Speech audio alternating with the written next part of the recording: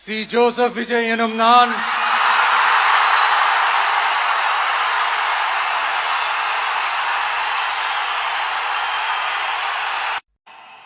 இந்திய அரசியல் அமைப்பின்பால் உண்மையான நம்பிக்கையும் மாறா பற்றும் கொண்டிருப்பேன் என்றும் இந்திய நாட்டின் ஒப்பில்லாத முழு முதல் ஆட்சியையும் ஒருமையையும் நிலை நிறுத்துவேன் என்றும் தமிழ்நாட்டு அரசின் முதலமைச்சராக உண்மையாகவும் உளச்சான்றின் படியும் என் கடமைகளை நிறைவேற்றுவேன் என்றும்